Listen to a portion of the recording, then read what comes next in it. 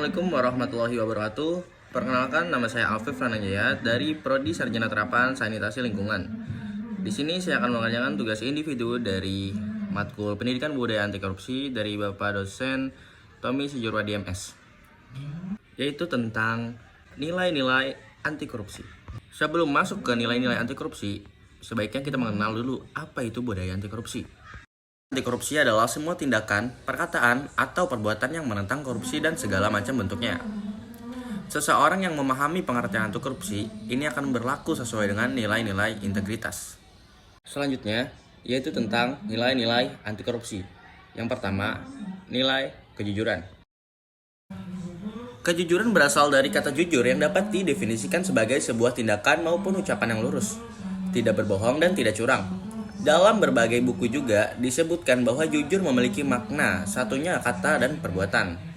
Jujur ialah merupakan salah satu nilai yang paling utama dalam anti korupsi, karena tanpa kejujuran seseorang tidak akan mendapat kepercayaan dalam berbagai hal, termasuk dalam kehidupan sosial. Bagi seorang mahasiswa, kejujuran sangat penting dan dapat diwujudkan dalam bentuk tidak melakukan kecurangan akademik. Misalnya, tidak mencontek, tidak melakukan plagiarisme, dan tidak memalsukan nilai. Lebih luas, contoh kejujuran secara umum di masyarakat ialah dengan selalu berkata jujur. Jujur dalam menunaikan tugas dan kewajiban, misalnya sebagai seorang aparat penegak hukum ataupun berbagai masyarakat umum dengan membayar pajak. Yang kedua ialah kepedulian. Arti kata peduli adalah mengindahkan, memperhatikan, dan menghiraukan. Rasa kepedulian dapat dilakukan terhadap lingkungan sekitar dan berbagai hal yang berkembang di dalamnya.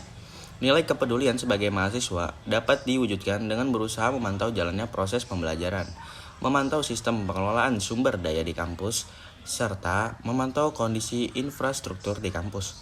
Selain itu, secara umum sebagai masyarakat dapat diwujudkan dengan peduli terhadap sesama, seperti dengan turut membantu jika terjadi bencana alam, serta turut membantu meningkatkan lingkungan sekitar, tempat tinggal, maupun di lingkungan tempat bekerja, baik dari sisi lingkungan alam maupun sosial, terhadap individu dan kelompok lain. Yang ketiga, yaitu kemandirian. Di dalam beberapa buku pembelajaran, dikatakan bahwa mandiri berarti dapat berdiri di atas kaki sendiri. Artinya, tidak banyak bergantung kepada orang lain dalam berbagai hal. Kemandirian dianggap sebagai suatu hal yang penting harus dimiliki oleh seorang pemimpin, karena tanpa kemandirian seseorang tidak akan mampu memimpin orang lain. Yang keempat, yaitu kedisiplinan. Definisi dari kata disiplin ialah ketaatan atau kepatuhan kepada peraturan. Sebaliknya, untuk mengatur kehidupan manusia memerlukan hidup yang disiplin. Manfaat dari disiplin ialah seseorang dapat mencapai tujuan dengan waktu yang lebih efisien. Kedisiplinan memiliki dampak yang sama dengan nilai-nilai anti korupsi lainnya, yaitu dapat menumbuhkan kepercayaan dari orang lain dalam berbagai hal. Kedisiplinan dapat diwujudkan antara lain dalam bentuk kemampuan mengatur waktu dengan baik, kepatuhan kepada seluruh peraturan dan ketentuan yang berlaku, mengerjakan segala sesuatu dengan tepat waktu, dan fokus pada pekerjaan. Yang kelima ialah tanggung jawab. Kata tanggung jawab adalah keadaan wajib menanggung segala sesuatunya, atau bisa disebut kalau terjadi apa-apa boleh dituntut, dipersalahkan, dan diperkarakan. Seseorang yang memiliki tanggung jawab akan memiliki kecenderungan menyelesaikan tugas dengan lebih baik. Seseorang yang dapat menunaikan tanggung jawabnya, sekecil apapun itu, dengan baik akan mendapatkan kepercayaan dari orang lain. Penerapan nilai tanggung jawab antara lain dapat diwujudkan dalam bentuk belajar dengan sungguh-sungguh, lulus tepat waktu dengan nilai baik, mengerjakan tugas akademik dengan baik, menjaga amanah dan kepercayaan yang diberikan. Yang keenam ialah kerja keras. Kerja keras didasari dengan adanya kemauan. Di dalam kemauan tergantung ketekatan, ketekunan, daya tahan, daya kerja, pendirian, keberanian, ketabahan, keteguhan, dan pantang mundur. Bekerja keras merupakan hal yang penting guna tercapainya hasil yang sesuai dengan target. Akan tetapi, bekerja keras akan menjadi tidak berguna jika tanpa adanya pengetahuan. Yang ketujuh ialah kesederhanaan. Gaya hidup merupakan suatu hal yang sangat penting bagi interaksi dengan masyarakat di sekitar. Dengan gaya hidup yang sederhana, manusia dibiasakan untuk tidak hidup boros, tidak sesuai dengan kemampuannya. Dengan gaya hidup yang sederhana, seseorang juga dibina untuk memprioritaskan kebutuhan di atas keinginannya. Yang kedelapan ialah keberanian.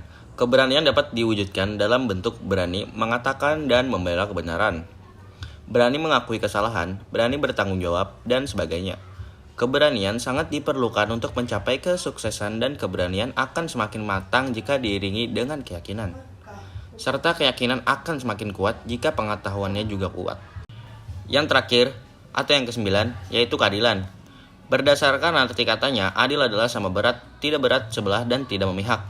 Keadilan dari sudut pandang bangsa Indonesia disebut juga keadilan sosial. Secara jelas dicantumkan dalam Pancasila sila kedua dan kelima, serta Undang-Undang Dasar 1945, keadilan adalah penilaian dengan memberikan kepada siapapun sesuai dengan apa yang menjadi haknya, yakni dengan bertindak proporsional dan tidak melanggar hukum.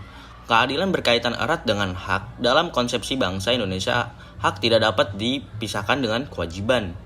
Dalam konteks pembangunan bangsa Indonesia, keadilan tidak bersifat sektoral, tetapi meliputi ideologi untuk menciptakan masyarakat yang adil dan makmur, adil dalam kemakmuran dan makmur dalam keadilan.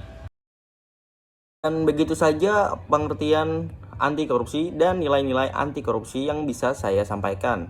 Sekian dari saya. Assalamualaikum warahmatullahi wabarakatuh.